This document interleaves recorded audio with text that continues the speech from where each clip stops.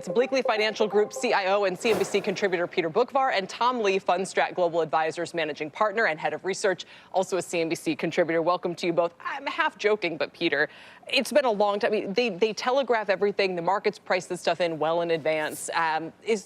We talk about the downsides to that, but that's the world we're living in.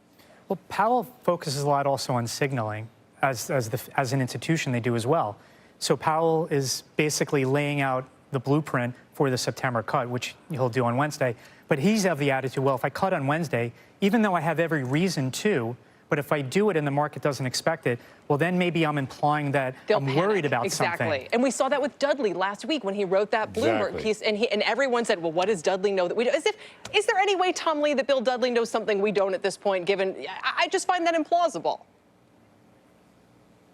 I mean, I don't think any FOMC official or former Fed knows anything the market doesn't. I think it's just their judgments about the state of the economy.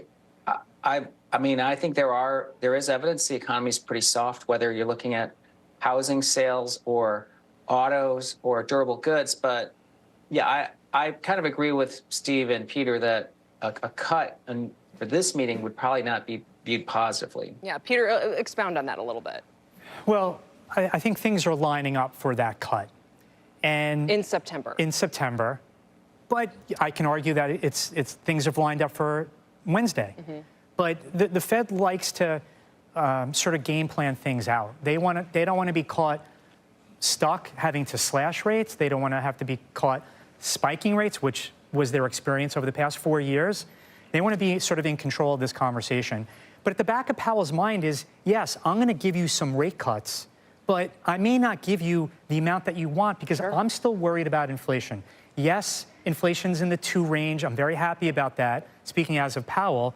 But my concern is that I lose control of this credibility that I've worked so hard to get back. Absolutely, and we were talking on Friday a little bit in the weeds about whether potential GDP is actually higher than we realize with Mark Zandi, but will you Tom mentioned that he thinks that things are slowing down. Do you think things, Peter, are slowing down? Or it's hard to tell because the areas that are softest are the areas that are resetting post-pandemic. So even McDonald's, I cited this example today, but they have negative comps. It sounds like a disaster for the consumer, but Chipotle's up 11%. McDonald's just took the price of a 10-pack meal to $9.19. So I don't think their softness is telling us that the broader economy is soft so much as that it's resetting.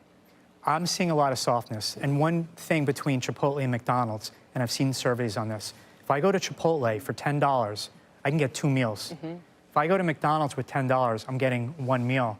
So there is a reason why Chipotle is doing well. The consumer is still approaching both restaurants with the same sort of budget value type seeking mentality. And to me, the economy is softening. And I'm seeing that across the board. The only thing that's strong for the economy that I see is the higher income consumer, the baby boomer, and government spending. and spending on AI and all the CapEx associated with that. Most other parts of consumers, baby boomers, anything associated with the government and AI. I'm seeing weakness across the board elsewhere. Interesting. Steve, jump in here. Well, I was just going to get back to what you were talking about. Tom talked about this idea about the Fed surprising. I just don't think there's a reason for them to surprise here, in part because the committee, I don't think Powell has the whole committee right there right now when it comes to cutting rates. I think there may be half or slightly less than half that are ready to cut now, but not the full committee. And I think one of the things you want to do is Powell's going to want to have his whole committee with him when he does so. But Tom, I don't think you're saying that you think they were going to cut this week. And we talked a little bit about what you think is going on here with equities. And a lot of people say it's because of the Fed cut coming that the Russells, for instance, are doing so well. So I was curious, Mr. Lee, if you could kind of just bring this full circle for us. How much further should small caps rally based on the fully priced cuts we already have and the fact they're probably not going to cut in 2 days?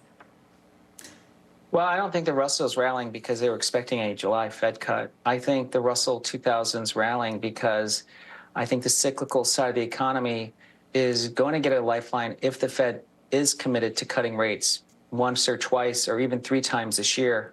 The things like durables and housing and autos, they will inflect. I think that's why we're seeing strength in regional banks and even cost of capital sectors like biotech. But to me, I think the small caps have quite a lot of room to run because there's been a huge breadth expansion. 11 out of 11 small cap sectors are outperforming their large cap peers, but 8 of them have actually broken out to almost one-year highs on a relative basis. So there's a huge expansion of breadth at a time when we know positioning is still really light. Most investors are still, if you look at Russell futures, are still net short small caps.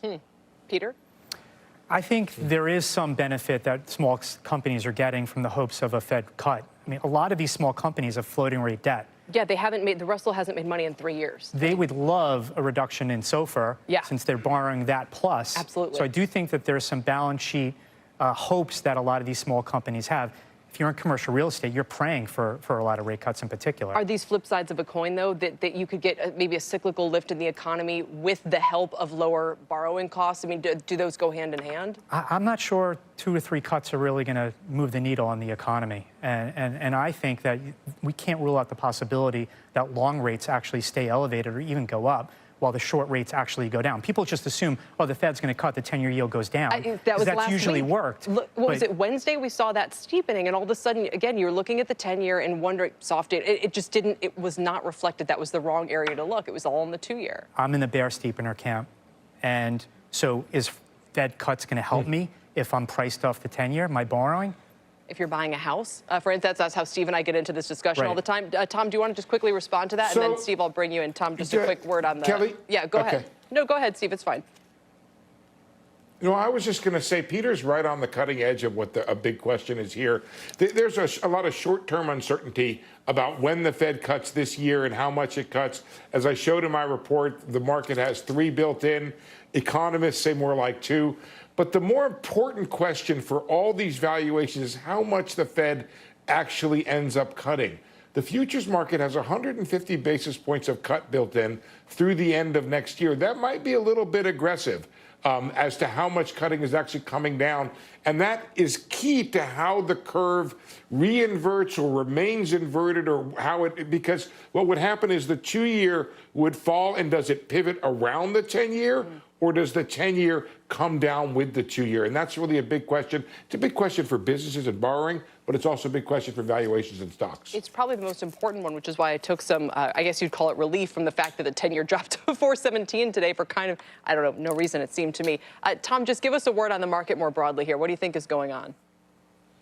Well, you know, I actually just want to point something out. You said that Russell 2000 is a money-losing index. That's actually a misconception. The reason the percentage of Russell companies have negative earnings is almost solely due to the increase in the number of biotech stocks in the index, ex-biotech. Not that stat, and I appreciate the stat that I've heard, and I wonder if this is true, is that Russell 2000 earnings for 2023 or 2024 were literally the same as they were 3 years ago. That companies in that, and again, on aggregate, they have not earned more. Sure, but nobody buys stocks on 2024 earnings. If you look at 2025 earnings, Russell earnings median is 700 basis points higher than the S&P. Wow. The median PE in the Russell is 11 times. The median PE in the S&P is 16 times. You're buying a much cheaper index, buying the Russell 2000 with a lot more earnings growth, and I think a lot more operating leverage to, if cost of capital falls and liquidity improves, or commercial real estate stabilizes.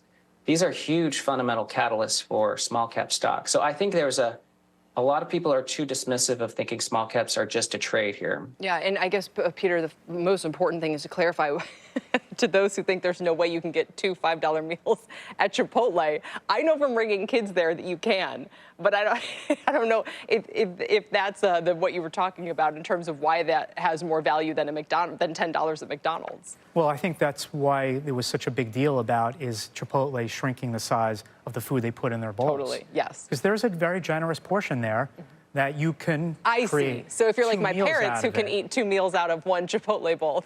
Right. Or just any value-conscious consumer that they can have one for lunch, one side for dinner. Yes, absolutely. All right, we appreciate it. We'll leave it there. Gentlemen, thank you all for your time. Tom Lee, Peter Bookvar, and Steve Leisman. We've got a news alert.